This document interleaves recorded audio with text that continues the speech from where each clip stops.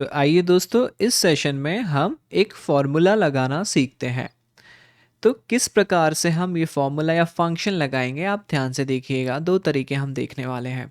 हम यहाँ पे इफ़ फॉर्मूला लगाएंगे। लॉजिकल फार्मूलाज ये होते हैं, मतलब कोई लॉजिकल टेस्ट आप सेट करते हैं, अगर वो लॉजिकल टेस्ट सही होता है तो आपको रिजल्ट डिस्प्ले करता है, नहीं होता है तो आपके सेट हुए वाले रिजल्ट्स वो डिस्प्ले करता है। तो दोस्तों, हम बात करें अभी इफ़ फंक्शन की। तो इसको लगाने के दो तरीके। पहला मैं मैनुअली बात करता हूँ, ठीक है।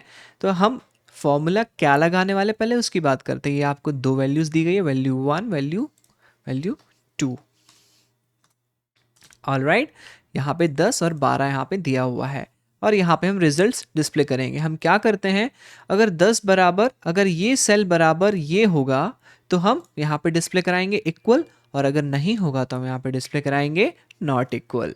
तो चलिए, अब मैं आपको मैनुअली लेके चलता हूँ। ये fx पे आप क्लिक कीजिए।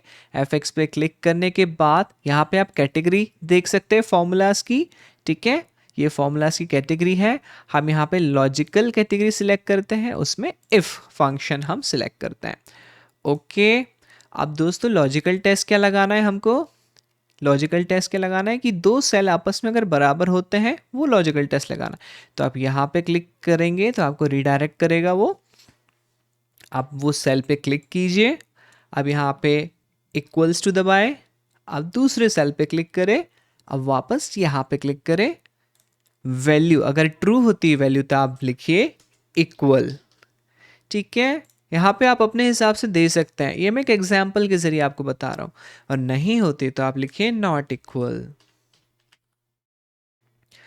ओके, तो दोस्तों देख लीजिए आप, ये दोनों बराबर नहीं है तो रिजल्ट्स आपको नॉट इक्वल दिख रहे हैं। ये पहला तरीका। दूसरा तरीका दोस्तों, हम क्या करते हैं, जैसा कि हमने प्रीवियस हमारे सेशन में देखा था, हम फॉर्मूला यूज करते हैं प्लस दबा के, या इक्वल्स टू फंक्शन यूज करते हैं फॉर्मूला या सॉरी हम जो फंक्शन यूज करते हैं हम बेसिकली प्लस या इक्वल्स टू दबा के करते हैं, ठीक है। मेरी आदत है कि मैं इक्वल्स टू दबाता हूं, तो मैं यहाँ इक्वल्स टू करता हूं। अब यहाँ पे एस में करता हूं यू, ये देखिए मुझे सजेस्ट कर दिया सम। मैं यहाँ पे टैब दबाता हूँ। अब आप देखिए दोस्तों, फॉर्मूला कैसा लिखना है आपको, ये सीक्वेंस में आपको लिखना होता है, ठीक है। तो ये लॉजिकल टेस्ट वगैरह जो होते हैं, ये लॉजिकल टेस्ट वाला फॉर्मूला नहीं है, फंक्शन नहीं है, तो यहाँ पे लॉजिकल टेस्ट नहीं आ रहा है, ठीक है। मैं इफ़ मुझे करना है तो इक्वल्स टू इफ़ टैब। अब देखिए सीक्वेंस क्या बोल रहा है, पहले आप लॉजिकल टेस्ट लिखिए, फिर ट्रू वैल्यू डिफाइन कीजिए, फिर फॉल्स। तो लॉजिकल टेस्ट में मैं सेल को ये सिलेक्ट करता हूँ, इक्वल्स टू ये वाले सेल को सिलेक्ट करता हूँ। अब मैं क्या दूंगा, कॉमा। कैसे पता चल रहा है कॉमा, ये देखिए यहाँ पे कॉमा दिया हुआ है, कॉमा, ठीक है। अगर वैल्यू ट्रू है तो इन्वर्टेड कॉमा में लिखता हूँ इक्वल, ये क्लोज, फिर कॉमा। अगर फॉल्स है तो मैं लिखूंगा not equal. All right, but in this inverted comma, in this inverted comma, yes, ये इन्वर्टेड कॉमा में मुझे देना है यहाँ पे। ऑल राइट, अब मुझे यहाँ पे ब्रैकेट क्लोज करना है, यस, एंटर।